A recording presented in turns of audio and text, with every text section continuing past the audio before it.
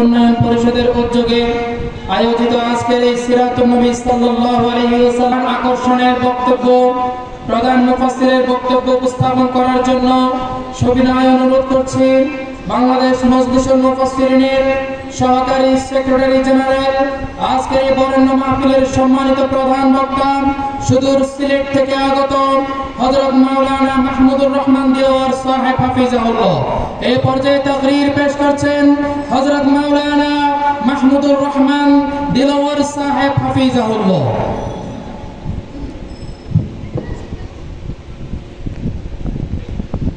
السلام عليكم ورحمة الله وبركاته. ওনারা কেন স্যার আমাদেরকে ভালো রেখেছেন কি? প্রচন্ড গরমের মধ্যেও কষ্ট করে মাহফিলে উপস্থিত হওয়ার উপস্থিত থাকার তৌফিক যিনি দিয়েছেন তিনি কে? সবাই তার শুকরিয়া আদায় করছি আলহামদুলিল্লাহ। আলহামদুলিল্লাহ والصلاة والسلام على رسول الله وبعد. أعوذ بالله من الشيطان الرجيم. بسم الله الرحمن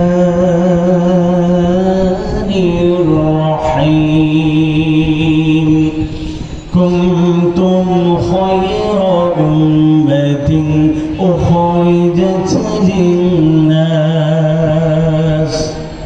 أخرجت للناس تأمرون بالمعروف وتنهون عن المنكر. وقال تعالى إن الله وملائكته يصلون على النبي يا أيها الذين آمنوا صلوا عليه وسلموا تسليما. اللهم صل على محمد وعلى آل محمد كما صليت على إبراهيم وعلى آل إبراهيم إنك حميد مجيد.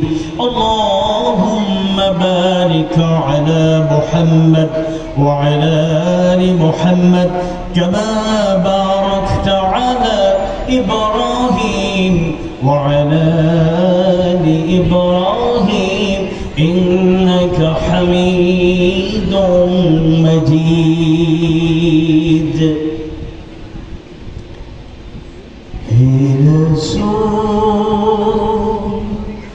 বুঝিনা আমি রেখেছি রব্বুল আলামিন। অমুসলিম ভাই বোনেরা যারা আমার কথাগুলো শুনছেন তাদেরকেও ব্যক্তিগত পক্ষ থেকে আয়োজকদের পক্ষ থেকে অভিনন্দন জানাই, কংগ্রেচুলেশন। কারণ আপনারা আমাদের কথাগুলো শুনতে বাধ্য নন। এরপরও আজকে আমরা একটি সৌহার্দ্যপূর্ণ পরিবেশে ধর্ম বর্ণ নির্বিশেষে সুন্দরভাবে বসবাস করে দুনিয়ার মানুষের কাছে মেসেজ পৌঁছে দিতে চাই যে বাংলাদেশের ব্যাপারে অনেক মিথ্যাচার, অপপ্রচার, তথ্য সন্ত্রাস চালানো হয়েছে।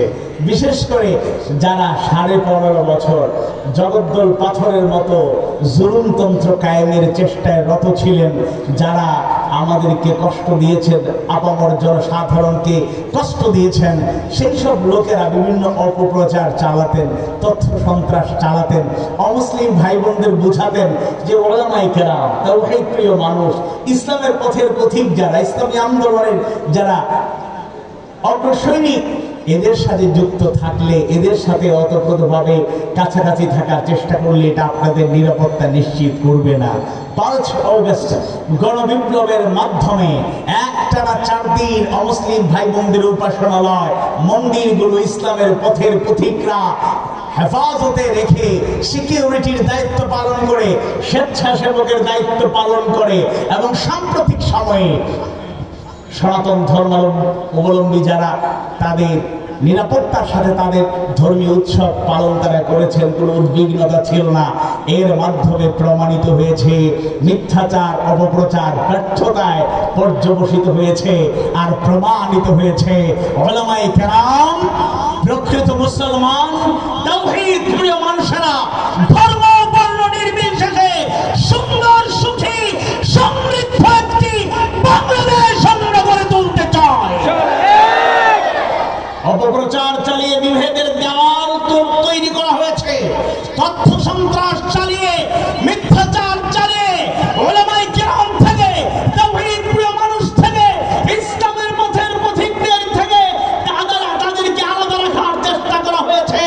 তাদের সকল কূটকৌশল ষড়যন্ত্র ব্যর্থতায় পর্যবসিত হয়েছে, এই কথার কোনো সন্দেহ থাকতে পারে না।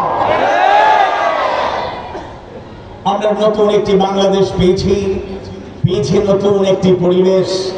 তাই মাথা নত করে সিজদা অবনত চিত্তে হৃদয়ের সবটুকু ভালোবাসা উজাড় করে মাহমুদের দরবারে শুকরিয়া আদায় করছি। সবাই আওয়াজ বাড়িয়ে পড়ছি আলহামদুলিল্লাহ। বাংলাদেশের মানুষ স্বস্তির নিঃশ্বাস ফেলার একটা সুযোগ পেয়েছে। তবে বেশি আয়েশি হয়ে গেলে চলবে না, ওরা সুযোগ পেলে বিভিন্ন নামে মাথা ছাড়া দেওয়ার চেষ্টা করছে, আইন আদালতে অস্থিরতা তৈরি করতে চাচ্ছে। যেখানে সুযোগ পায় শ্রমিকদের নামে, বিদ্যুৎ করলে বিদ্যুতের কর্মকর্তার নামে আনসার বাহিনী হয়ে বিভিন্নভাবে এরা আবারও দাঁড়িয়ে যাওয়ার চেষ্টা করছে। ইনশাআল্লাহ দাঁড়ানোর তো কোনো সুযোগ নাই। এরপর আমি আপনাদেরকে সজাগ দৃষ্টি রাখার পরামর্শ দিতে চাই এবং বলতে চাই, শহীদ আবু সাঈদ, শহীদ মুগ্ধ, হাজারো শহীদ জীবন দিয়ে হাত হারা পা হারা চোখ হারা ভাই বোনেরা তাদের ত্যাগের নজর পেশ করে লাখো মানুষ রক্ত দিয়ে ঘাম ঝরিয়ে যে পরিবেশ তৈরি করেছে, ষড়যন্ত্রকারীরা ষড়যন্ত্র করে পরিবেশকে নষ্ট করতে চাইলে আবাবার জনসাধারণ গ্রামে গঞ্জে নগরে সব জায়গায় গণপ্রতিরোধ করে তোলার মাধ্যমে তাদের কবর বাংলার জমিনে তৈরি করা হবে।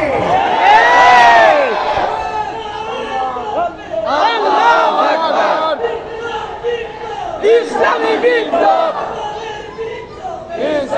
مكروا ومكر الله والله خير الماكرين والله خير الماكرين। এরা নতুন নয়, যুগে যুগে আদম আলাইহিস সালামের মাধ্যমে যে ধারাবাহিকতা শুরু হয়েছিল, যুগে যুগে আল্লাহর গোলামের বিরোধিতাকারী শয়তানের পদাঙ্ক অনুসরণকারীরা কূটকৌশল করেছে, ষড়যন্ত্র করেছে।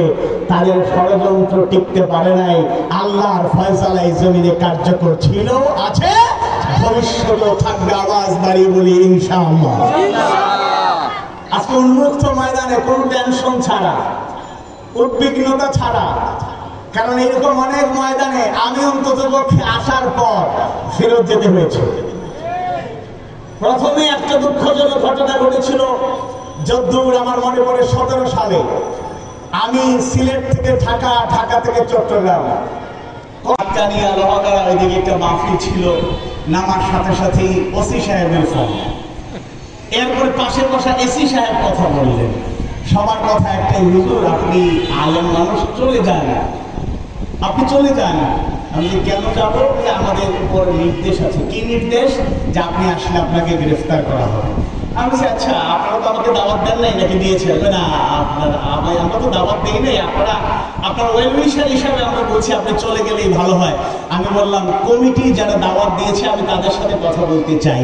তারা যদি বলে আপনি চলে যান, আমি ব্যাক করবো, নতুবা আমি আসবো। গ্রেফতার করবেন নাকি অন্য কিছু হবে, এজন্য আমরা আপনাদের কথায় পিছপা হয়ে হকের পথ ছেড়ে দিতে পারি না। দুঃখজনক হলো সত্য, কমিটি অসহায় ছিল। তারা কাদু কাদু কণ্ঠে আমাকে অনুরোধ করেছিল চলে যান। এছাড়াও আর অনেক জায়গায়, বিশেষ করে লোহাগাড়া সাতকারিয়ার কথা বললাম, এখানে তো আমাদের একজন বড় হুজুর ছিলেন, উনি নাম তালিকা করে থানায় ঝুলিয়ে রাখতেন, অমুক অমুক অমুক অমুক প্রবেশ নিষেধ। এখন ওনাদেরকে প্রবেশ করতে দিলেও খুঁজে পাওয়া যাচ্ছে না। ইউরিদুনা লিইউতফিউ নূরাল্লাহি বিআফওয়াহিহিম ওয়াল্লাহু মুতিম্মু নূরিহি ওয়ালাউ কারিহাল কাফির। আল্লাহর ফয়সালা, আল্লাহর আলোকে তিনি প্রজ্বলিত রাখবেন। পৃথিবীর কাফেরদের যতই অসহ্য হোক, বিরুদ্ধবাদীদের যতই কষ্ট হোক, যতই বিরোধিতা থাকুক, আল্লাহর আলোকে কেউ নিভিয়ে দিতে পারবে না। এই পতেঙ্গাতেও যে একেবারে অনুকূল পরিস্থিতি ছিল মনে করার কোনো কারণ নাই। নিজেও একাধিক মাহফিলে বাধাগ্রস্ত হয়েছে। এজন্য আমরা আপনাদেরকে এই কথাগুলো বলছি উৎসাহ দেওয়ার জন্য। অনেকেই প্রতিকূল পরিস্থিতির মধ্যে এসে বলতেন, আদৌ কি পরিবেশ পরিবর্তন হবে? ইনশাআল্লাহ হবে। তারা অবাক হতেন, আসলে সম্ভব? মানে তাদের যে মাস্টার প্ল্যান, অন্তত 2041 সাল পর্যন্ত ক্ষমতা কুক্ষিগত করা, এবং স্বপ্ন মনে মনে ছিল, প্রকাশ করে নাই যে আরো আরো আরো আরো অনেক স্বপ্ন ছিল। মানে ওনাদের পৈতৃক সম্পত্তি বাংলাদেশ, এরকম একটা ভাব ছিল। আজকে খুঁজে পাওয়া যাচ্ছে না সেই ভাইরাল ব্যক্তিকে যিনি বলেছিলেন পালাবো না, প্রয়োজনে ফখরুল সাহেবের বাসায় গিয়ে উঠবে। আবার ঠাকুরগের বাড়ি আছে না, ওইখানে উঠবো। ফখরুল সাহেবের কাছ থেকে যতটুকু খবর নিলাম, ওনার বাসায়ও উনি যান নাই, আবার বাড়িতেও যান নাই। তাইলে কোথায় গিয়েছেন? কোথায় গিয়েছেন? যদি উনি ফখরুল সাহেবের বাসায় আসতেন, উনি অবশ্যই ওনাকে কষ্ট দিতেন না, নিরাপত্তার সাথে আইনের আওতায় এনে। এই যে লাইন ধরে ধরে এখন কোর্টে উঠতেছেন, দেখতেছেন আপনারা? আমাদের এই ব্রাহ্মণবাড়িয়ার একজন ছিলেন না আইনমন্ত্রী, আইনের চেয়ারে বসে সারাটা জীবন বেআইনি কাজ করবে। ওনার এলাকায় কসবায় গেলাম, লোকের আফসোস করে বললো ওনার গ্রাম এবং পার্শ্ববর্তী এলাকায় কোনো মাদ্রাসা নেই। আমি সরাসরি যাই নাই, গিয়ে একটু সার্চ করে দেখে আসলে ভালো হতো। এমনকি একজন ব্যক্তি আবেগ আপ্লুত হয়ে বললেন, ওনার এলাকায় বলেছিলেন মাদ্রাসা তো কিছু নাই, কবির মাদ্রাসা নাই, আলিয়া নাই, অন্তত একটা মক্তব দিয়ে ইসলাম শেখানো যায় কিনা। উনি বলেছিলেন না, এগুলো আমার এলাকায় চলবে না, রাজাকার তৈরি হবে। কোথায় আজকে সেই দাম্ভিকতা? কোথায় অহমিকা? এই অহমিকাগুলো টিকবে না। ফেরাউনরা টিকতে পারে নাই, নমরুদ টিকতে পারে নাই, আবু জাহেল টিকতে পারে নাই, এরাও টিকতে পারে নাই, ভবিষ্যতেও কেউ টিকতে পারবে না ইনশাআল্লাহ। আপনাদের ক্ষমতা কদ্দূর? যদি আমরা ভয় পেয়ে গিয়েছিলাম, অনেকে হতাশ, ডিপ্রেশনে ছিলাম, যেই ফেরাউন বলেছিল আনা রব্বুকুমুল আ'লা, শুধু সে রাষ্ট্রপ্রধান ক্ষমতাধর নিজেকে দাবি করতো না, বলতো আনা রব্বুকুমুল আ'লা, আমি হলাম তোমাদের বড় রব। নাউযুবিল্লাহ। সেই ফেরাউন কি ক্ষমতা টিকিয়ে রাখতে পেরেছে? এই জন্য শুরুতেই আমরা আল্লাহ তাআলার দরবারে তাই শুকরিয়া আদায় করলাম। আজকে দুঃখজনক হলো সত্য, অনেক বড় বড় মাহফিল সত্য অনেক আগে বন্ধ হয়ে গিয়েছিল। কোরআনের মাহফিলে কয় 144 অনুমতি লাগবে। এখন তো অনুমতি লাগে না। অনুমতি লাগার সিস্টেম যদি কেউ করতে চায়, আপনারা কি মানবেন? কথা বলে না, মানবেন নাকি ভয় পাইছেন? বাংলাদেশের মানুষেরা এখন বাতিল কোন শক্তিকে ভয় পায় না। ভয় মুসলমান হিসাবে যদি পাইতে হয়, একজনকে পাবো, তিনি কে? ইয়া আইয়ুহাল্লাযীনা আমানুত্তাকুল্লাহ হাক্কা তুকাতিহ। আল্লাহর ভয় যাদের অন্তরে লালিত হয়, গোটা দুনিয়া তাদেরকে ভয় করে, দুনিয়ার কাউকে তাদের ভয় করতে হয় না। এজন্য আজকে কোরআনের মাহফিলে অনুমোদন লাগবে না ইনশাআল্লাহ। 27 থেকে 31 জানুয়ারি চট্টগ্রামের ঐতিহ্যবাহী 5 দিন ব্যাপী মাহফিল, তাফসীরুল কোরআন মাহফিল শুরু হচ্ছে। আল্লাহ কবুল করুন, বলেন আমিন। সেটালিয়া মাদ্রাসা ময়দানে 3 দিন ব্যাপী মাহফিল শুরু হচ্ছে ইনশাআল্লাহ, আল্লাহ কবুল করুন। এরকম গোটা বাংলাদেশের যেই মাঠগুলো শহীদ মরহুম মগফুর আল্লামা দেলোয়ার হোসেন সাইদ রাহিমাহুল্লাহ তার সেই রেখে দেওয়া ময়দান, যদিও তার শূন্যতা আমরা অনুভব করি, আল্লাহর কাছে দোয়া করি, আল্লাহ তাকে শাহাদাতের সর্বোচ্চ মর্যাদা দাও, জান্নাতুল ফিরদাউসের আলা মাকাম দান করো, আমিন। এবং তার স্বপ্ন, তার শূন্যতা পূরণ হবার নয়, আল্লাহর কাছে দোয়া করি, তিনি যেহেতু চলে গিয়েছেন, যদি শূন্যতা তৈরি হয়, জাতি উপকার থেকে বঞ্চিত হবে, হেদায়েত থেকে বঞ্চিত হবে। আল্লাহ যাদের মাধ্যমে এই দায়িত্বগুলো পালন করলে, একজন নয়, প্রয়োজন 100 জনের মাধ্যমে হলেও যদি এই শূন্যতা পূরণ হওয়ার সুযোগ থাকে, তুমি কবুল করে নাও। সবাই বলুন আমিন। আমাদের কষ্ট হচ্ছে? খুব দীর্ঘ আলোচনা ইনশাআল্লাহ হবে না, আমরা 11:40 পর্যন্ত আলোচনা করবো, এরপরে দোয়া করে আমরা যাবো। আপনারা আছেন তো আমাদের সাথে? আমাদের সময় তো আমি চাইছিলাম আরো আগে শেষ হলে ভালো হতো, কিন্তু যেহেতু শুরু করতে হয়েছে একটু দেরিতে, তাই আশা করছি আপনাদের বেশি কষ্ট হবে না ইনশাআল্লাহ। আপনারা কষ্ট সহিষ্ণু মানসিকতা নিয়ে, আমরা তো কোনো ব্যক্তির কথা, কোনো গোষ্ঠীর কথা, কোনো দলের কথা শোনার জন্য আসি নাই। আমরা এসেছি কোরআন থেকে, হাদিস সুন্নাহ থেকে কথা বলার জন্য, শোনার জন্য। আল্লাহ সবাইকে বুঝার তৌফিক দিন। দুনিয়ার সাথে উভয় জগতে কামিয়াব হওয়ার মতো যে ঈমান আর আমল দরকার, আল্লাহ তাআলার কাছে আমরা দোয়া করি, আল্লাহ তাআলা আমাদেরকে দান করুন, আমিন ইয়া রাব্বাল আলামিন। কষ্ট করে এই সুন্দর আয়োজন যারা করেছেন, আমরা সবার প্রতি কৃতজ্ঞতা প্রকাশ করি, সবার জন্য দোয়া করি, আল্লাহ তাআলা সবাইকে কবুল করে নিন। যারা এই মাহফিলের জন্য দোয়া করেছেন, এই মাহফিলের জন্য পরামর্শ দিয়েছেন, টাকা পয়সা দিয়ে সহযোগিতা করেছেন, এবং এই মাহফিলের উপদেষ্টা তিনি যেভাবে আন্তরিকভাবে মেহমানদারি করেছেন এবং নিখুঁতভাবে মেহমানদারি করেছেন, তাতে মনে হয় এই এলাকার মানুষ, আমি আগে থেকেই জানি অতিথি পরায়ণ, আজকে এটা আরো পাকাপোক্ত হলো। আল্লাহ সবার আন্তরিকতাকে কবুল করুন, আখিরাতে দুনিয়াতে জাযায়ে খায়র দান করুন। আমি আপনাদের সামনে কোরআনুল কারীমের অর্থ ও সূরা, তাৎপর্য বর্ণিত সূরা, এটা তাফসীর করার মাহফিল নয়, যদিও তাফসীর করা হয়েছে। আমরা সিরাতুন নবী সাল্লাল্লাহু আলাইহি ওয়াসাল্লাম মাহফিল সেই হিসাবে সূরা আলে ইমরানের 110 নম্বর আয়াতকে সামনে রেখে আল্লাহ রাসূল সাল্লাল্লাহু আলাইহি ওয়াসাল্লাম মানবতার কল্যাণে যে ভূমিকা পালন করে গিয়েছেন, অতুলনীয়, শাশ্বত, চিরন্তন আদর্শ রেখে গিয়েছেন, আমরা তার থেকে চুম্বক কিছু অংশ আপনাদের সাথে শোনানো, আপনাদের উদ্দেশ্যে শোনানোর চেষ্টা করব। আল্লাহ তাআলা কবুল করুন, আমিন। আল্লাহ রাসূলের চরিত্রটা এত সুমহান। ইমানদার ভাইয়েরা, মুমিন মুমিনা ভাই বোনেরা, আল্লাহ সুবহানাহু ওয়া তাআলা এই দুনিয়াতে সৃষ্টি জগতের মাঝে মানুষকে সর্বোচ্চ মর্যাদা দান করলেন, সর্বোচ্চ সৌন্দর্য দান করলেন, আশরাফুল মাখলুকাত হিসেবে সৃষ্টি করলেন। আর সেই মানুষের মাঝে আল্লাহ সুবহানাহু ওয়া তাআলা যাদের অতুলনীয় মর্যাদা দিয়েছেন, তারা হলেন নবী এবং রাসূল। আর নবী এবং রাসূলদের মাঝে যিনি সাইয়্যিদুল মুরসালিন, সাইয়্যিদুল আম্বিয়া, যিনি রাসূলদের সরদার, যিনি নবীদের সরদার, আর কেউ নন, তিনি আল্লাহর প্রিয় হাবিব, বিশ্ব নবী, মহানবী, রাহমাতুল লিল আলামিন, মুহাম্মদুর রাসূলুল্লাহ সাল্লাল্লাহু আলাইহি ওয়াসাল্লাম। সেই রাসূলের চারিত্রিক সৌন্দর্যের ব্যাপারে জানি না এরকম কেউ নাই। আল্লাহ তাআলা সূরা কালামের 4 নম্বর আয়াত কারিমা তার চারিত্রের সার্টিফিকেট জানায়া দিলেন, ওয়া ইন্নাকা লা'আলা খুলুকিন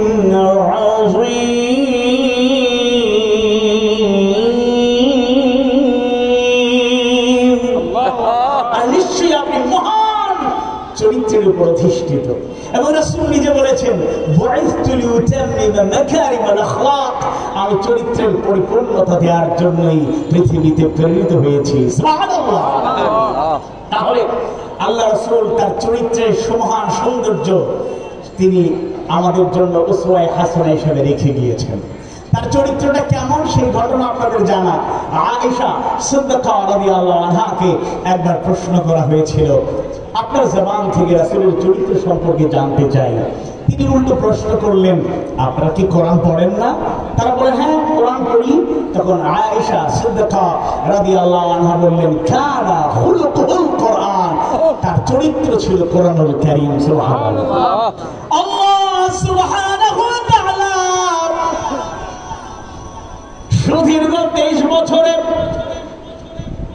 তার প্রিয় হাবিবের কাছে জিবরাইল আমিন, জিবরাইল আলাইহিস সালামের মাধ্যমে যে হেদায়েতের বাণীগুলো, কোরআনের বাণীগুলো নাযিল করলেন, যে কোরআন হলো হুদাল লিন্নাস ওয়া বাইয়িনাতিন মিনাল হুদা ওয়াল ফুরকান। হুদাল লিন্নাস, গোটা মানবতার জন্য হিদায়াত,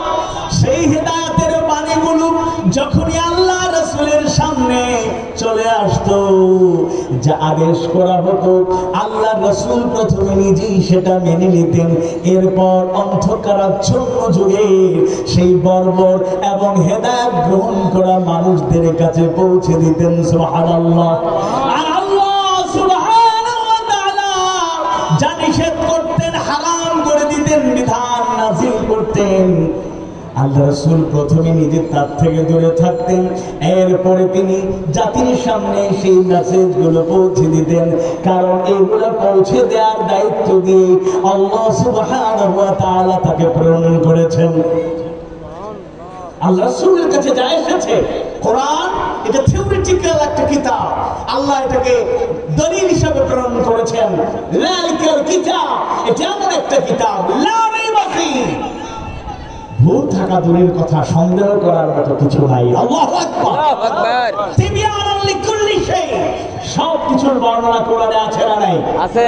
আওয়াজ বাড়িয়ে বলুন আছে না নাই? আছে। সব সমস্যার সমাধান কোরআনে আছে, দিতে পারে আল কোরআন। আওয়াজ বাড়িয়ে বলুন, সব সমস্যার সমাধান দিতে পারে আল কোরআন, দিতে পারে আল কোরআন। বিশ্বাস করেন তো? করি। কিন্তু কিছু জ্ঞানপাপী লোক আছেন, জ্ঞানপাপী ওই দৃষ্টিতে হয় জেনে তারা লুকানোর চেষ্টা করছেন। আর যদি জ্ঞান না থাকে তাহলে তো জাহেল, মূর্খ, কোরআনের ব্যাপারে জ্ঞান নেই। দুনিয়ার সকল জ্ঞান অর্জন করতে পারে, কোরআন জানে না, হাদিস জানে না, সুন্নাহ জানে না, রাসূলের আদর্শের নমুনা জানে না। কথায় কথায় অনেক সময় অনেক রাজনীতিবিদরা বলে কোরআনের সাথে রাজনীতির কোনো সম্পর্ক নেই। এরকম লোক আছে না নাই? চট্টগ্রামে নাই, বাংলাদেশে আছে। কোরআন এমন কোন বিষয় নাই, মানব জীবনের এমন কোন দিক এবং বিভাগ নাই যে দিক এবং বিভাগে সুন্দর নির্দেশনা দেয় নাই। সুবহানাল্লাহ। সব সমাধান আছে। আসুন আমরা যখন মূল বিষয়ে আলোচনা করব সেখানে অনেকগুলো পয়েন্ট চলে আসবে ইনশাআল্লাহ। সূরা আলে ইমরানের 110 নম্বর আয়াত কারিমায় আল্লাহ সুবহানাহু ওয়া তাআলা আল্লাহর প্রিয় হাবিবের উম্মতদের ব্যাপারে, অর্থাৎ আমাদের ব্যাপারে আমাদের পরিচয় জানিয়ে দিয়ে এরপর নির্দেশনা জানিয়ে দেন। আউযু বিল্লাহি মিনাশ শাইতানির রাজীম, বিসমিল্লাহির রাহমানির রাহিম। কুনতুম খায়রা উম্মাতিন উখরিজাত লিন-নাস তা'মুরুনা বিল-মা'রুফি ওয়া তানহাউনা 'আনিল মুনকার। কুনতুম খায়রা উম্মাহ, তোমরাই সর্বোত্তম জাতি, তোমরাই সর্বোত্তম উম্মাহ। উখরিজাত লিন-নাস, উখরিজাত লিন-নাস, তোমাদেরকে মানুষের জন্য। মুফাসসিরদের উল্লেখযোগ্য মুফাসসিররা বর্ণনা করেন তোমাদেরকে মানুষের জন্য তথা মানুষের কল্যাণের জন্য প্রেরণ করা হয়েছে, বের করা হয়েছে, সৃষ্টি করা হয়েছে। সুবহানাল্লাহ। তোমরাই সর্বোত্তম উম্মাহ, তোমরাই সর্বোত্তম জাতি। উখরিজাত লিন-নাস, যাদেরকে মানুষের কল্যাণের জন্যই প্রেরণ করা হয়েছে। তারা কি করে? তা'মুরুনা বিল মা'রুফ, সৎ কাজের আদেশ করে, সৎ কাজের আদেশ করবে। ওয়া তানহাউনা 'আনিল মুনকার, অসৎ কাজে নিষেধ করবে, অসৎ কাজ থেকে জাতিকে হেফাজত করবে। আল্লাহু আকবার। রাসূল বলেছেন খায়রুন নাস মান ইয়ানফাউন নাস, মানুষের মধ্যে শ্রেষ্ঠ মানুষ, উত্তম মানুষ হলো তারা যারা মানুষের কল্যাণ করে। আল্লাহু আকবার। অকল্যাণ করা যাবে? আওয়াজ বাড়িয়ে বলো, অকল্যাণ করা যাবে? আজকে বাংলাদেশে অনেক বুদ্ধিজীবী কিংবা আদর্শিক বিরোধীদের মাথা ব্যথার কারণ হয়ে গিয়েছে ইসলামী আন্দোলনের দায়িত্বশীলদের তৎপরতা। আমার অঞ্চলের মানুষ হিসেবে বলছি না, আমার সিলেটের মানুষ হিসেবে বলছি না, তিনি সিলেট, চট্টগ্রাম কিংবা বাংলাদেশের সম্পদ শুধু নন, তিনি বিশ্ব ইসলামী আন্দোলনের মহান নেতা ডাক্তার শফিকুর রহমান হাফিজাহুল্লাহ তাআলা, যাকে করোনায় সবার আগে পাওয়া গিয়েছে। বন্যায়, দুর্দশায়, দুর্যোগে সবার আগে পাওয়া যায়। যে কোনো ক্রাইসিসে জীবনের ঝুঁকি নিয়ে সামনের সারিতে থেকে নেতৃত্ব দিয়ে প্রমাণ করেছেন রাসূলের উম্মতদেরকে এভাবেই মানবতার কল্যাণে বয়সের দিকে তাকিয়ে বসে থাকলে চলবে না, এগিয়ে যেতে হবে, বলেন ইনশাআল্লাহ। এখানে অনেক মুরব্বীদের দেখি আমরা, বয়সের মুরব্বী কিন্তু কথাবার্তা, অ্যাটিটিউড, উঠা বসা, চলাফেরা মনে হয় টকবকে যুবক। আর অনেক যুবককে দেখি বয়স 25 কিন্তু মনে হয় 75-এর কাছাকাছি, অলস, দুর্বল। তবে এখন আর এই কথা বলা যাবে না, ছাত্র জনতা গরম হয়ে যাবে। ছাত্র জনতার আন্দোলনে ছাত্র জনতা, ছাত্র ছিল সামনে, জনতা কি ছিল পিছনে। একটা থেকে আরেকটা আবার মাইনাস করবেন না। অনেকে ক্রেডিট দিতে চান, আমরা ছিলাম, এতজন মরছি, এতজন জীবন দিছি, রক্ত দিছি, কারাবরণ করছি। এটাও যেভাবে 100% ঠিক নয়। আবার ছাত্ররা যদি বাবাদেরকে, চাচাদেরকে, ভাইদেরকে, কৃষক, মেহনতি মানুষ, আপন জনতাকে বাদ দিয়ে দেয় তাহলে হবে না। ছাত্র জনতা, ছাত্র জনতা, ছাত্র জনতার আন্দোলনের মাধ্যমে আমরা সুন্দর একটা পরিবেশ পেয়েছি। কিন্তু বাস্তবতা হলো তরুণদের মধ্যে অনেকের মধ্যে গতি কম, স্পিড কম। তাদের অ্যাক্টিভিটিস দেখে মনে হয় যে তারা আসলে বৃদ্ধ বয়সে উপনীত হয়েছে। আর অনেক বৃদ্ধদের, যুবকদের সেই চেতনা দেখলে মনে হয় বয়সে দাড়ি পেকে গিয়েছে, চুল পেকে গিয়েছে, মন এখনো টকবকে যুবক। আল্লাহু আকবার। এটাই ইমানদারের পরিচয় হওয়া উচিত। কে বয়স বেশি, কে কম, এই চিন্তা করলে হবে না। আমার পুরো মনে আছে ওই ব্যক্তি এখনো বেঁচে আছেন, বয়স একটু বেড়ে গিয়েছে, বড় বৃদ্ধ। আল্লাহ তাকে হায়াতে তৈয়বা দান করুন, আমিন। সিলেটের রাজপথে একটা কঠিন কর্মসূচি, সামনের পয়েন্টে তারা অস্ত্র শস্ত্র নিয়ে প্রশাসনের লোকে দাঁড়িয়ে আছে। যদি ওই জায়গায় যাওয়া হয় তাহলে ব্রাশ ফায়ার, গুলি স্বাভাবিক। হঠাৎ করে দেখি ব্যানারে সামনে ডানে আমার মুরব্বী ওইজন। আমি ওনাকে বুকে জড়িয়ে ধরে বললাম, মানে আপনি পিছনে চলে যান, পিছনে চলে যান। উনি আমাকে এমন ধমক দিলেন, আমি চুপ হয়ে গেলাম। আমি মহব্বত করে বলতেছি, এই লোকটা এই বয়সে সামনে গুলি খাবে কিংবা মহব্বতের খেলা বা ভালোবাসা। আমি ওনাকে বুকে জড়িয়ে ধরে বললাম আপনি পিছনে যান। আর দু একজনকে ইশারা দিলাম ওনাকে একটু প্রটেক্ট করেন। কিন্তু উনি আমাকে এমন ধমক দিল, ওনারা যতদিন দেখি আমি ওই কথা ভুলতে পারি না, আলহামদুলিল্লাহ। তাহলে যুবক বয়োবৃদ্ধ হতে পারেন, আপসহীন, তার কখনোই বাতিলের রক্তচক্ষু পরোয়া করে দুর্বলতা প্রদর্শন করেন না। বাইতুল মুকাররমের নতুন খতিব নিয়োগ দেওয়া হয়েছে। বিস্তারিত পরিচয় জানি না, তবে একজন ভালো মানুষ আমরা শুনেছি। আমরা ভালো মানুষদেরকে, প্রকৃত আলেমদেরকে, হকপন্থী আলেমদেরকে বড় বড় মিম্বরে দেখতে চাই। আল্লাহ তুমি কবুল করো। ওই আগের খতিবের মতো না। 5 আগস্টের পরে উনি পলায়ন করছেন, এবার সবাই বলাবলি করছে, আচ্ছা আপা পালালেন, অমুক তমুক পালালেন, বাইতুল মুকাররমের খতিবও পালালেন, এটা তো কেমন হয়ে গেল না? এরপরে উনি অভিমান করে একদিন গোপালগঞ্জ থেকে সাঙ্গপাঙ্গ নিয়ে চলে আসলেন। বাইতুল মুকাররমের রক্তারক্তি কারবার হলো, যদিও এটা কখনোই অ্যাকসেপ্টেবল নয়, গ্রহণযোগ্য নয়, এর খেসারত তাকে দিতে হবে ইনশাআল্লাহ। তা আলম হলে আবার পালন লাগবে কেন? যদি সুবিধাবাদী আলম হন তাহলে পালন লাগবে। কোন সময় আপনি থাকবেন একেবারে শীর্ষ অবস্থানে, কোন সময় পালানোর জায়গাও পাবেন না। অন্তত পক্ষে আলো উলামা ওয়ারাসাতুল আম্বিয়া, নবী রাসূলের ওয়ারিসগণ, আলেমগণ মডেল হওয়া দরকার, মডেল হওয়া দরকার, দৃষ্টান্ত স্থাপন করা দরকার। আল্লাহ তাআলা জানায় দেন সূরা আল-মাসিদার 30 নম্বর আয়াত কারিমায় জানায় দেন, ইন্নাল্লাযীনা ক্বালু রাব্বুনা আল্লাহু সুম্মা ইসতাকামু তাতানাজ্জালু আলাইহিমুল মালায়েকা আল্লা তাখাফু ওয়া লা তাহজানু ওয়া আবশিরু বিল জান্নাতিল্লাতী কুনতুম তুআদুন। ইন্নাল্লাযীনা ক্বালু, নিশ্চয়ই যারা বলে, ঘোষণা দেয়, রাব্বুনাল্লাহ, আল্লাহ আমাদের রব, সুম্মা ইসতাকামু অতঃপর চলতে থাকে তাতানাজ্জালু আলাইহিমুল মালায়েকা তাদের কাছে ফেরেশতা নাযিল হন জানায়া দেন আল্লাহ তাখাফু তোমরা ভয় করো না ওয়ালা তাহজানু তোমরা চিন্তা করো না ওয়া আবশিরু বিল জান্নাতি আল্লাতী কুনতুম তুআদুন আর সেই জান্নাতের সুসংবাদ শুনে খুশি হয়ে যাও যার ওয়াদা তোমাদের সাথে করা হয়েছে সুবহানাল্লাহ বিশ্বনবী সাইয়্যিদুল মুরসালিন মুহাম্মদ রাসূলুল্লাহ সাল্লাল্লাহু আলাইহি ওয়াসাল্লাম দৃষ্টান্ত স্থাপন করলেন আল্লাহ রাসূলকে রক্তাক্ত করা হয়েছে ফাঁসি লাগিয়ে পৃথিবী থেকে গলা পেঁচিয়ে পৃথিবী থেকে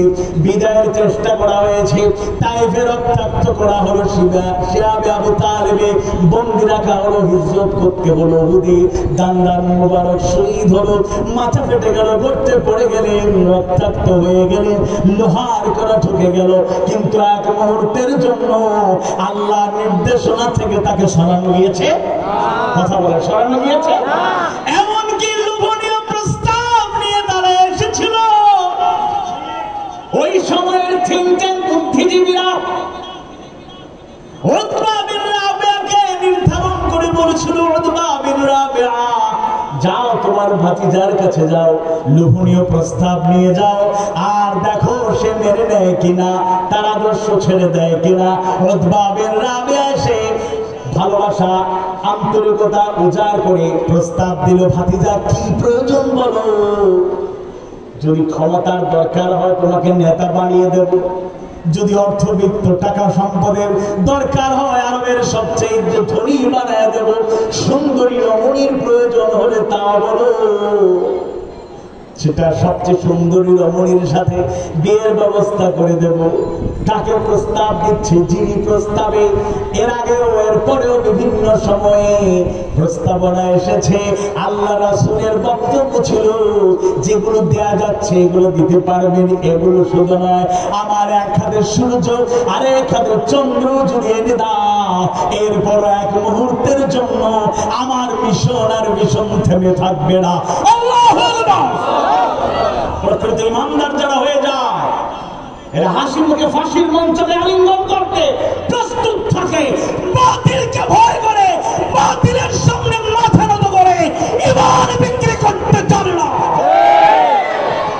ঈমানি চেতনা ছিল বলে শহীদ মাওলানা মতিউর রহমান নিজামী তিনি ইন্তেকালের পূর্বে বিচলিত হওয়া দূরের কথা পরিবারের সদস্য ছেলেকে বলেছিলেন বাবা ফাঁসির মঞ্চে যাব কি পোশাক পরে যাব বলো সুবহানাল্লাহ বানানো গল্প নয় বাস্তব কথা ছেলে বলেছিলেন আব্বাজান আপনার প্রিয় পোশাক সাদা পাঞ্জাবি পায়জামা পরে আপনি যাবেন এটা ইমানদারের পরিচয় ইমানদারের পরিচয় এটা আপনার কাছে গ্রহণযোগ্য হবে কিনা জানি না বিবেক থাকলে গ্রহণ হবে যাদের ঈমান এরকম থাকে তারা ফাঁসির মঞ্চে যাওয়ার আগে একেবারে স্বাভাবিক থাকে শহীদ আব্দুল কাদের মোল্লা রাহিমাহুল্লাহ পরিবার দেখা করতে গিয়ে দেখে উনি মোড়ার উপরে বসে লাল চা আর মুড়ি খাচ্ছে কিছুক্ষণ পরে কি হবে টেনশন নেই আল্লাহু আকবার সামান্য জ্বর উঠলে মাথা ব্যথা থাকলে সবকিছু আরাম হয়ে যায় টেনশনের অবস্থা খারাপ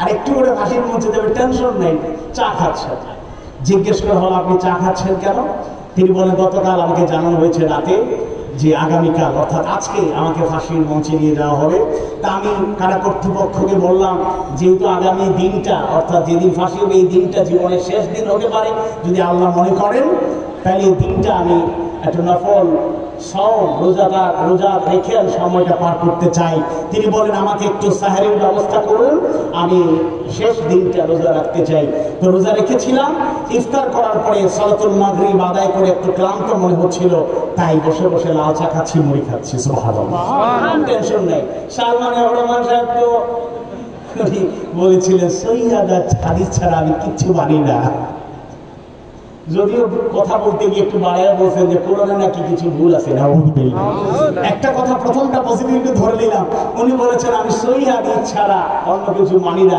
তাই সহিহ হাদিসের মধ্যে তো দাঁড়িয়ে রাখা সুন্নাত তিনিও রেখেছিলেন সাদা সফেদ সুন্দর দাড়ি, তাকে দরবেশ বলে ডাকা হতো। পালানোর সময় তিনি দাদা বাবু হয়ে ক্লিন শেভ করে পালালেন। অবশ্যই এখন দাড়ি উঠতেছে, কি প্রভাবশালী লোকেরা এদিনের মতো, ভিক্ষুকের মতো, কাঙালের মতো নিজের দিকে তাকায় তাকায় যায়। মাঝে মাঝে হাসবেন, অট্ট হাসি আর অহংকারী হাসি না, মাঝে মাঝে হাসবেন, মুচকি হাসবেন। এদের দৃশ্য দেখবে আর পরিবারের সবাইকে বলবেন আসো দেখো আসো, কারণ এরা হাজারো লাখো মানুষের চোখের পানি ছড়িয়েছে। আজ হাসি মুখে তাদের কষ্টকে এটা আলিঙ্গন করা, এটাকে গ্রহণ করা, এটা অনৈতিক কিছু নয়। সালমান মান্ডা সুন্নতের পাবন ছিলেন, পালানোর সময় ক্লিন শেভ করে দাদা বাবু পালানোর চেষ্টা করলেন। আর আমাদের শহীদ মীর কাসেম আলী, উনি আমেরিকায় ছিলেন, বেলভিসারা বললেন যাবেন বাংলাদেশে? না, যাওয়ার দরকার নেই, আপনি থাকেন, গেলেই তো আপনাকে একই মঞ্চে তুলে নেবে। উনি মুচকি হাসি দিয়ে বললেন, বোঝার পর থেকে ছাত্র জীবন থেকে এই শিক্ষায় শিক্ষিত হয়েছি, দীক্ষিত হয়েছি, মানুষকে বক্তৃতা করেছি। হায়াত মতের মালিক আল্লাহ, আর আপনি বলছেন, আপনারা বলছেন আমি যাবো না। আমি যাবো, ফাঁসির মঞ্চ রিজিকে থাকলে সেটা হবে।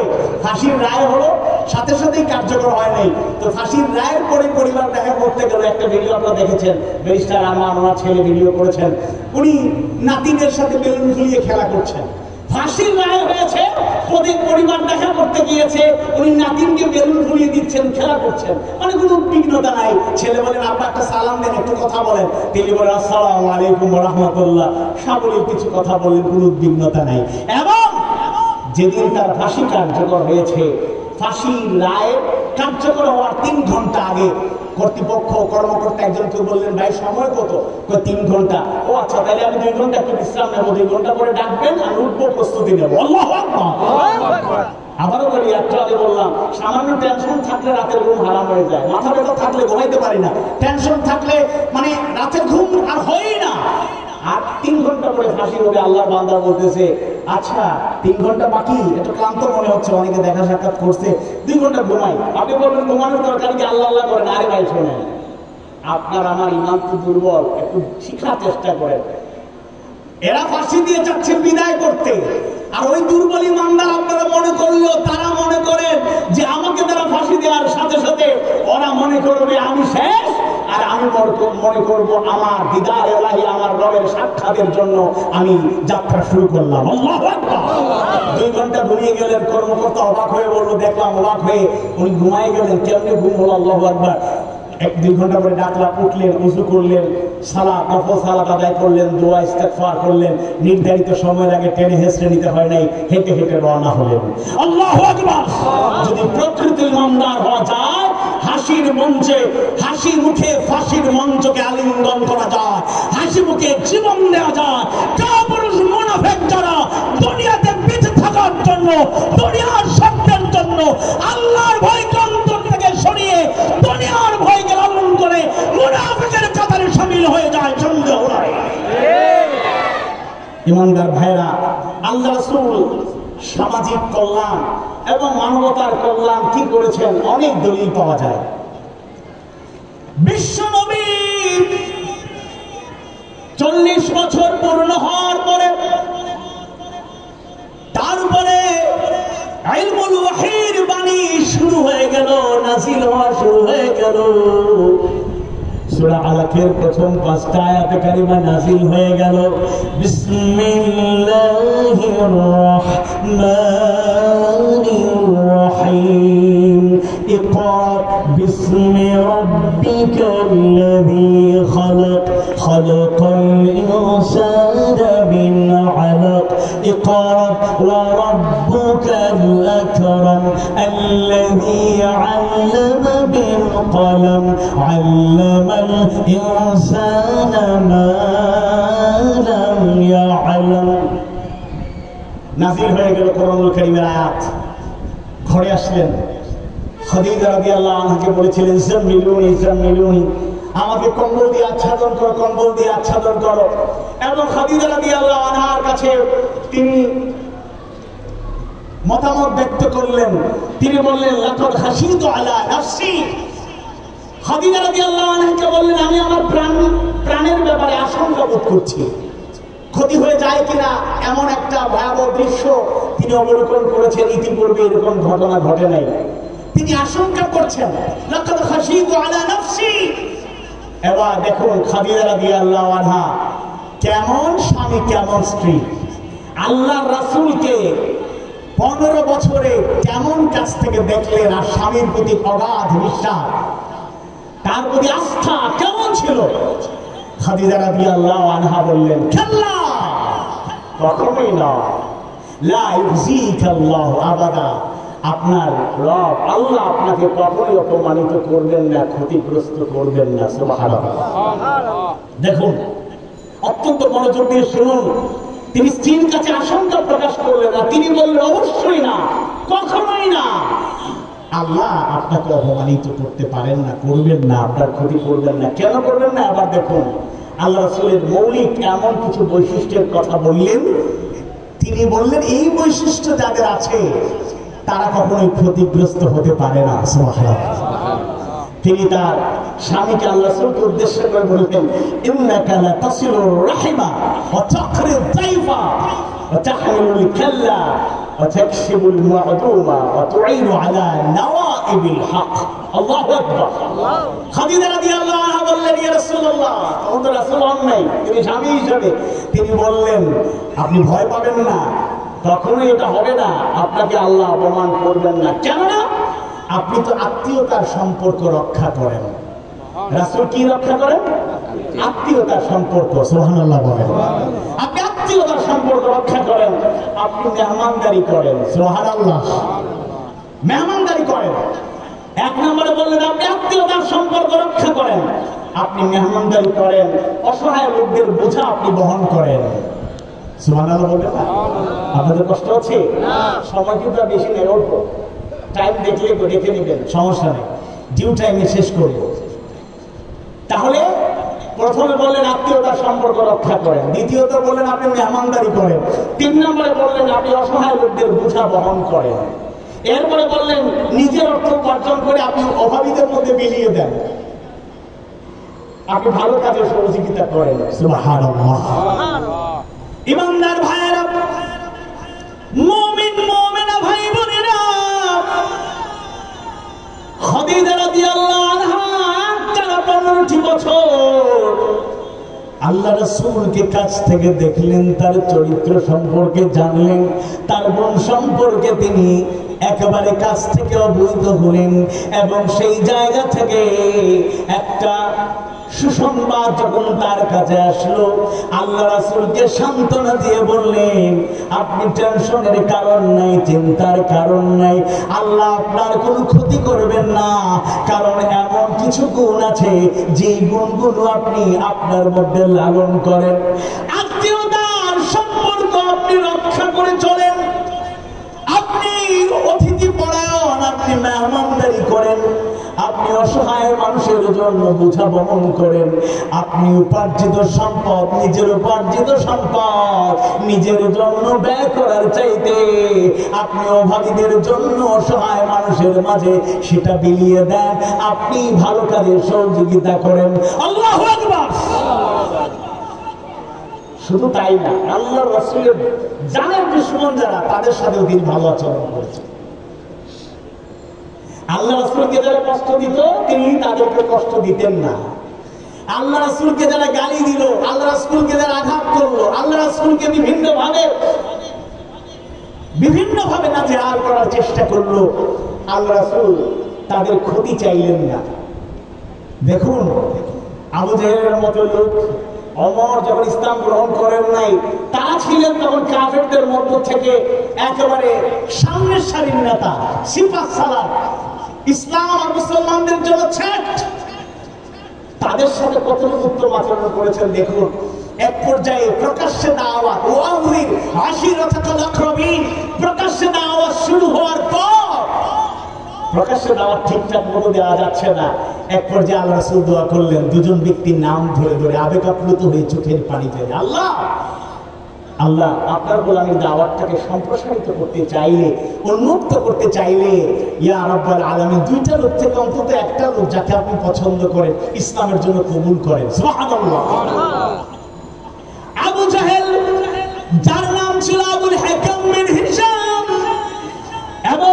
ওমর ইবনুল খাত্তাব রাদিয়াল্লাহু আনহু দুজনের জন্য নাম ধরে ধরে আল্লাহ রাসূল দোয়া করলেন, আল্লাহ এই দুজন থেকে অন্তত একজনকে যাকে আপনি পছন্দ করে তাকে ইসলামের জন্য আপনার গোলামীর দাওয়াতকে সম্প্রসারিত করার জন্য কবুল করে নিন। আল্লাহ তাআলা ওমর ইবনুল খাত্তাব রাদিয়াল্লাহু আনহুকে কবুল করে নিলেন। সুবহানাল্লাহ। তরবারি উঁচু করে আল্লাহ রাসূলের কাছাকাছি চলে আসার আগে যদিও তার হেদায়াত হয়ে গিয়েছে, সেই ঘটনা আমাদের জানা, সেটা বর্ণনা করার উদ্দেশ্য নয়। কাছাকাছি যখন চলে এসেছেন, হাতে তরবারি, আল্লাহ রাসূলের পাশে থাকা সাহাবীরা প্রস্তুত প্রটেক্ট করার জন্য, প্রতিরোধ করার জন্য। আল্লাহ রাসূল বললেন, সাহাবীরা সরে দাঁড়াও, উত্তেজিত হয়ো না, বাধা দিও না, ওমরকে আসতে দাও, তাকে তার দায়িত্ব পালন করতে দাও। ওমর কাছে আসলেন, তরবারি তার আল্লাহ রাসূলের গর্দানে আর আসলো না, তরবারি উঁচু থাকলো না, আল্লাহ রাসূলের পা মুবারকের কাছে তরবারি নেমে গেল। সুবহানাল্লাহ। চরম দুশমন যারা, তাদের জন্য দোয়া করেছেন, ওয়ালা তাসতাউল হাসানাতু ওয়ালা সাইয়্যিআ, ভালো আর মন্দ কখনো এক হতে পারে না। ইদফা বিল্লাতী হিয়া আহসান, মন্দের জবাব দিতে হবে ভালো দিয়ে। 15.5 বছরে আপনারা কষ্ট পেয়েছেন, এই কথা সত্য, ওরা জালেম ছিল, এই কথা সত্য, কিন্তু অনুকূল পরিস্থিতি পেয়ে আপনি জালেম হবেন না, আপনি জুলুম করবেন না, অবিচার করবেন না। শুনুন, একটা ঘোষণা দেওয়ার পরে তো মিশ্র প্রতিক্রিয়া, ক্ষমার ঘোষণা, এটা ইসলামের নীতি। ফা'ফু আনহুম ওয়াস্তাগফির লাহুম। আল্লাহ তাআলা তার রাসূলকে বলছেন, তোমরা অধীনস্থ যারা আছে এদের ক্ষমা করে দাও এবং তাদের জন্য আল্লাহর কাছে মাফ চাও। এটা ইসলামের একটা সৌন্দর্য। মক্কা বিজয়ের পরে আমভাবে সবাইকে ক্ষমা করা হয়েছে, তবে এটাও সত্য, সিলেক্টেড ব্যক্তিদের নাম বলে আল্লাহ রাসূল বলেছেন এদের কোনো ক্ষমা নাই। আমভাবে যারা অপরাধী না, তাদেরকে আপনি শুধু একটা দল করার কারণে হিংসা করবেন কেন? তাদের জন্য দোয়া করুন, তবে আপাতত প্রবেশ নিষেধ, আপাতত অনুমোদন নাই, কেন্দ্র থেকে অনুমোদন নাই, এই জন্য আপাতত কেউ ফর্ম ফিল আপ করতে পারবেন না। অপেক্ষা করুন, সময় সুযোগে আল্লাহ যদি আসলেই হেদায়েত দিয়ে দেন, দোয়া করতে থাকুন। আমরাও দোয়া করি, আল্লাহ ওনাদেরকে হেদায়েত দিন, আমিন। ইসলামের জন্য আমভাবে যারা ক্ষতিকর ছিল না, তাদেরকে হেদায়েত দিন।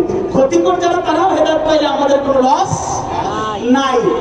আমভাবে আমরা ক্ষমার নীতি অবলম্বন করব, তবে প্রকাশ্য যারা হত্যাকারী, খুনি, আয়নাঘর, বিভিন্ন টর্চার সেল তৈরি করে নিরপরাধ ছাত্র এবং নিরপরাধ মানুষদেরকে যেভাবে জুলুম চালিয়েছে, তাদের কোনো ক্ষমা থাকতে পারে না। মক্কা বিজয়ে আমভাবে ক্ষমা, আবার সিলেক্টেড ব্যক্তিদের ব্যাপারে আল্লাহ রাসূলের এমন বর্ণনা পাওয়া যায়, সিলেক্টেড ওই সব ষড়যন্ত্রকারী জুলুমবাজদের নাম বলে আল্লাহ রাসূল বললেন, তাদের কেউ যদি কাবার গিলাফত ধরে থাকে, এরপরও তাদেরকে ধরে এনে আইন কার্যকর করতে হবে, পানিশমেন্ট তাদেরকে ভোগ করতেই হবে। উদারতা থাকবে, কিন্তু যারা প্রকৃত জুলুমবাজ, এদেরকে ক্ষমা করে দিলে আরো জুলুমবাজ তৈরি হবে। আর নতুন আইনের দরকার নেই, আপনাদের তৈরি করা আইন, আপনাদের তৈরি করা ট্রাইব্যুনালে বাংলার জমিনে যথোপযুক্ত বিচার হবে, পানিশমেন্ট ভোগ করে আপনাদেরকে দুনিয়া ছাড়তে হবে। সম্মানিত ভাইয়েরা, আল্লাহ রাসূল সাল্লাল্লাহু আলাইহি ওয়াসাল্লাম সেই অনন্য দৃষ্টান্ত স্থাপন করেছেন। দেখুন, মানুষের কল্যাণে, মানবতার কল্যাণে আল্লাহ রাসূল শুধু নবুয়ত পাওয়ার পরে ভূমিকা রেখেছেন, কথাটা এরকম নয়। কিশোর বয়স থেকে আল্লাহ রাসূল সমাজের চিন্তা করতেন, মানুষের কল্যাণে চিন্তা করতেন, জাতি নিয়ে ভাবতেন। তাই 17 বছর বয়স, কম বেশি আরো কিছু বর্ণনা আছে, কম বেশি 17 বছর বয়সে তিনি আরো কিছু তরুণ যুবক কিশোরদেরকে নিয়ে একটা চুক্তি করেছিলেন, একটা সংগঠন কায়েম করেছিলেন। মৌলিক 5টা শর্ত, 5টা লক্ষ্য ঠিক করা হয়েছিল। সেই সংগঠনের নাম কি? সেই চুক্তির নাম কি? হেলফুল ফজল। হেলফুল ফজলের 1 নম্বর সিদ্ধান্ত ছিল, চুক্তি ছিল, আমরা দেশ থেকে অশান্তি দূর করবো। জোরে বলেন সুবহানাল্লাহ। যেই যুগে বিশ্বনবী দুনিয়ায় আগমন করলেন, যে যুগের নাম হলো আইয়ামে জাহিলিয়া, ডেজ অফ ইগনোরেন্স, অজ্ঞতার যুগ, বর্বরতার যুগ, চরিত্র বলতে মানুষের কিছু ছিল না। আউস খাসরাত গোত্র মারামারি করতেন, কারণে, ছোট কারণে, বিনা কারণে বছরের পর বছর যুদ্ধ লেগে থাকতো। যেন তাদের নীতি ছিল মাইট ইজ রাইট, জোর যার মুল্লুক তার, এরকম তারা করত। আর আরবের সেই কথা আমাদের জানা, এর উপর স্মরণ করিয়ে দিচ্ছি। তাফসীরে কুরতুবী, তাফসীরে ইবনে কাসীরের বর্ণনায় পাওয়া যায় আরবের কিছু কিছু গোত্রের একটা নিকৃষ্ট বৈশিষ্ট্য ছিল। সন্তান যদি মেয়ে হিসাবে জন্ম নিত এটা লজ্জার ব্যাপার তারা মনে করত। তাই সন্তান, কন্যা সন্তান জন্ম নিলে বাবার অভিভাবকরা ওই কন্যা সন্তানকে জীবন্ত কবর দেয়া দিত। সূরা তাকবীরের ৮ এবং ৯ নম্বর আয়াতে কারিমায় আল্লাহ সুবহানাহু ওয়া তাআলা জানালেন, ওয়া ইযাল মাউউদাতু সুইলাত বিআইয়ি যামবিন কুতিলাত। আর ওই জীবন্ত কবরস্থ কন্যাগুলোকে জিজ্ঞেস করা হবে, কি অপরাধে তোমাদেরকে হত্যা করা হলো। সে ব্যাখ্যায় যাচ্ছি না। এমন অবস্থা ছিল, কন্যা সন্তানদের কোনো অধিকার ছিল না। মারামারি, কাটাকাটি, যুদ্ধ বিগ্রহ ছিল, অশান্ত পরিবেশ ছিল। সে অশান্ত পরিবেশ থেকে মানুষকে কল্যাণ দেওয়ার জন্য, শান্তি দূর করার জন্য কিশোর বয়সে, যুবক বয়সেও আল্লাহ রাসূল কাজ করেছেন। আর নবুয়ত পাওয়ার পরে তা কমপ্লিট করেছেন, পরিপূর্ণ করেছেন। বলেন আল্লাহু আকবার। ২ নাম্বার শর্ত ছিল, চুক্তি ছিল, পথিকদের জানমালের হেফাজত করা। পথিকদের, মুসাফিরদের, মক্কার আশপাশ দিয়ে যারা ব্যবসা করতে, বিভিন্ন কাজে সফর করতেন, লুটতরাজ হতো, চুরি ডাকাতি হতো। এখন মনে হয় চুরি ডাকাতি নাই নাকি? ৫ আগস্টের পরে চান্স কিছু লোক কাজে লাগাইছে বাজে ভাবে, এটা আমরা অ্যাকসেপ্ট করি না। কিছু লোক পরে অবশ্য জিনিসপত্র অনেক জায়গায় ফিরিয়ে দিয়েছে। মানে সুযোগ পেলে কিছু লোক আছে যে কোনো পরিবেশ পাইলে অভ্যাস বদলাইতে পারে না। একটা কথা আছে না, কয়লা ধরলে কয়লা যায় না। আদর্শবাদী কোন লোক এরকম কাজ কখনই করতে পারে না।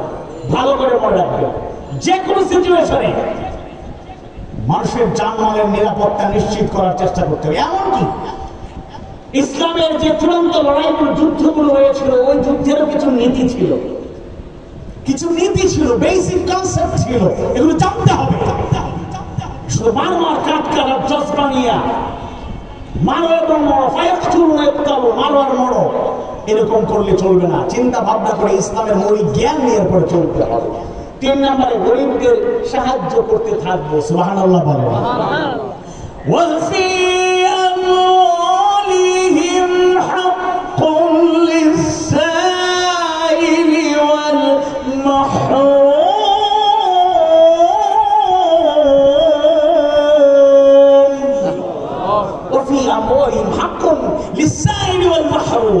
দেখুন ইসলামের নীতি।